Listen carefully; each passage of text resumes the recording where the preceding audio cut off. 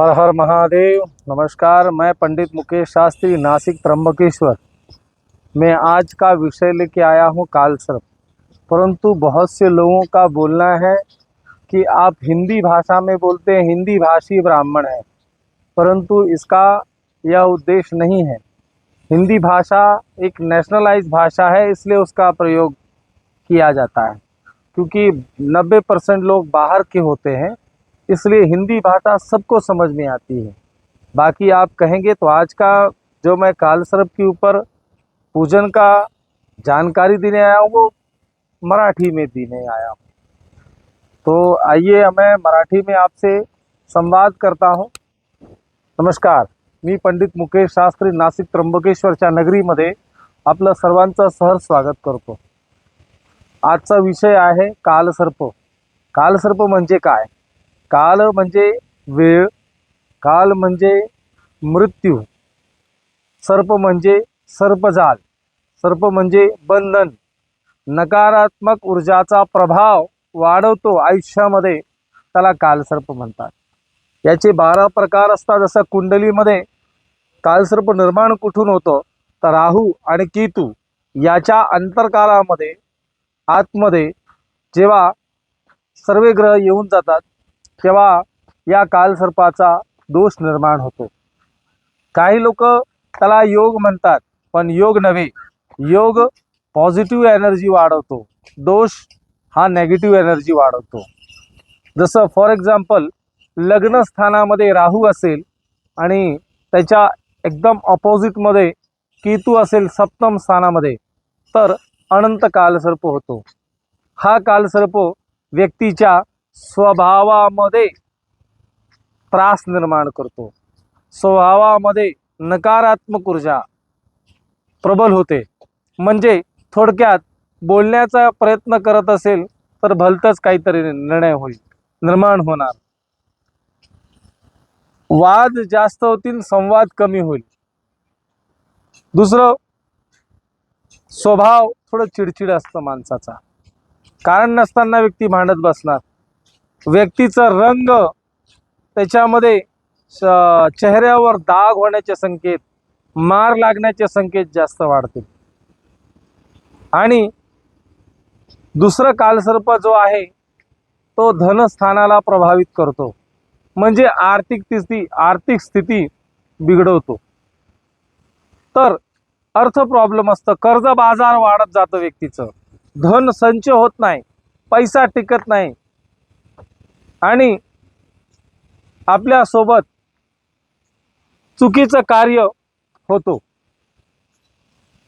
हे धनस्थानात प्रॉब्लेम देण्याचे संकेत जास्त वाढतात। तिसरं स्थान आहे कुटुंबाचं स्थान, जिथे भाऊ बहीण कुटुंब याच्यामध्ये नातं बिघडवतो। प्रॉपर्टीला घेऊन वाद होतात, आर्थिक स्थिती, अर्थाचं नुकसान होतो, कोर्ट कचेरी जाण्याचे संकेत जास्त वाढतात।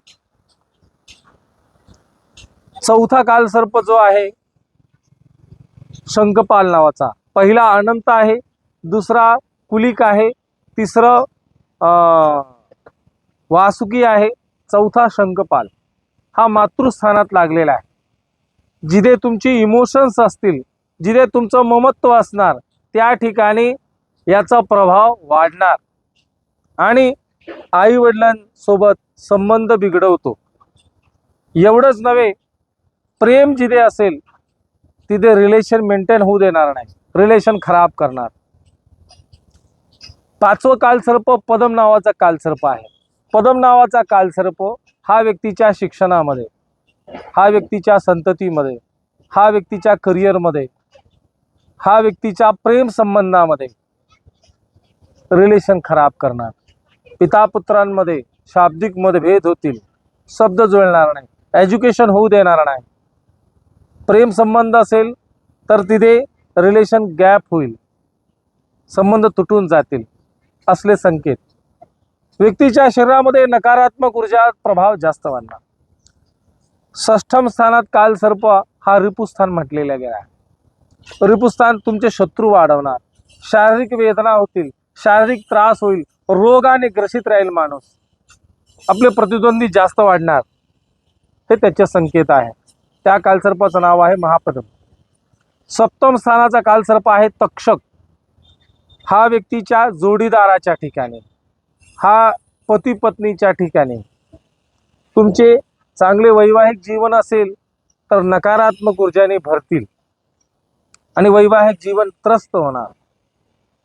आणि जिथे तुमचं स्वभाव आडे येईल तुम्हाला तुमच्या कामामध्ये, आणि व्यक्तीचा व्यापारामध्ये पण नुकसान होईल. मन लागणार नाही कोणत्याही कामामध्ये, अपयश मिळेल. अष्टम स्थान कालसर्प म्हटलेला आहे. त्या कालसर्पाचं नाव आहे कर्कोटक. तो कालसर्प व्यक्तीच्या आयुष्यामध्ये शत्रू वाढवतो, शारीरिक दुर्घटना होण्याचे संकेत, लाईफ लाईनला प्रॉब्लेम असतो, व्यक्तीची अल्पायू होते आणि शरीरात असा त्रास होईल की व्यक्ती सहन करू शकत नाही. आर्थिक नुकसान पण आहे, तुमचं लुबाडगिरी होईल आणि तुमचा फायदा लोक घेतील, असलं संकेत येईल. 9वं कालसर्प आहे शंखचूड नावाचा कालसर्प. हा शंखचूड नावाचा कालसर्प व्यक्तीच्या भाग्यस्थानात लागलेला आहे.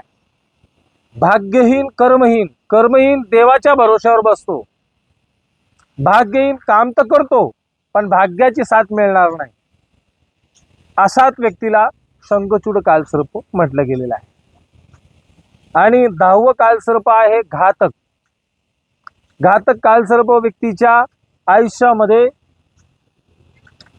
कार्यक्षेत्रामध्ये, वडिलांच्या ठिकाणी अथवा कार्यक्षेत्रामध्ये वाद प्रॉब्लेम निर्माण करतात. 11वं कालसर्प जो आहे विजर नावाचा कालसर्प आहे. हा व्यक्तीच्या पारिवारिक समस्या, कुटुंबांच्या समस्या आणि